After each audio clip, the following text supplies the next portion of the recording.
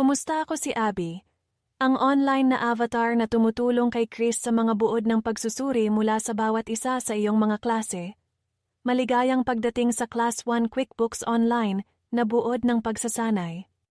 Sa unang klase nalaman natin ang tungkol sa mga option sa subscription, pag-login, paglipat sa sample na kumpanya, ang 5 kategorya ng accounting, at mga debit at credit.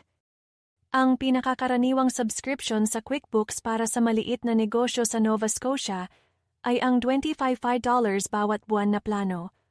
Ang mga katamtamang laki ng kumpanya ay may posibilidad na mag-upgrade sa $55 bawat buwan upang isama ang maraming user at pagsubaybay sa gastos at oras ng proyekto. Mayroong libre at murang mga solusyon sa merkado tulad ng Wave Accounting at FreshBooks. Kung kailangan mo ng payroll, magkakahalaga ito ng dagdag na $30 hanggang $50 bawat buwan. Gagawa ka ng libreng pangunahing account ng mag-aaral sa klase kasama si Chris. Lahat ng mga entry na ginawa sa account na ito ay magagamit mo sa panahon ng iyong teso-linggo ng pagsasanay. Kung mayroon ka ng subscription sa QuickBooks, gagamitin lang namin ang student account sa panahon ng pagsasanay. Lumilikha ang iyong student account ng kumpanya ng QuickBooks. Sa sandaling mag-login ka, maaari kang lumipat sa isang sample na kumpanya sa pamamagitan ng pag-click sa icon ng gearbox sa kanang itaas. Ang sample na kumpanyang ito ay mahusay para sa pagsubok ng mga feature at pag-aaral.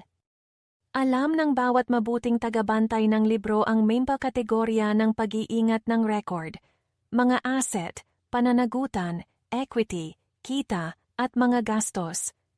Ilalagay ng QuickBooks ang mga tamang numero sa bawat tamang account at kategorya kapag napunan mo ang iyong mga screen ng resibo. Pinapanatili ng mga kategoryang ito na balanse ang iyong mga aklat. Ang QuickBooks na ang bahala sa lahat ng debit at credit para sa iyo. Ang kailangan mo lang gawin ay punan ang mga screen ng resibo. Ngunit, ang QuickBooks ay palaging gumagawa ng mga entry sa mga debit at credit sa iyong mga kategorya at account sa bawat entry na gagawin mo.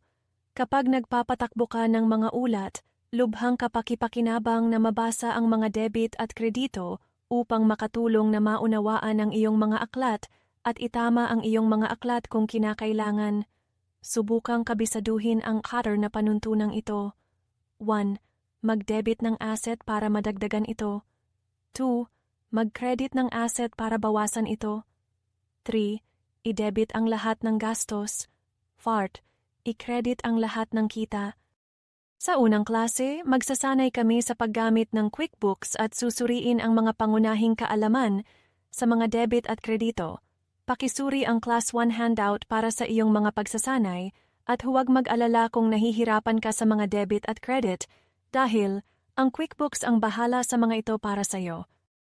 Upang ibuod ang unang klase, nalaman namin ang tungkol sa mga option sa subscription pag-login, paglipat sa sample na kumpanya, ang 5 kategorya ng accounting, at mga debit at credit at nagsasanay kami ng mga pangunahing entry. At bawat klase ay may mga bagay na walang kabuluhan, mga premyo at mga biro.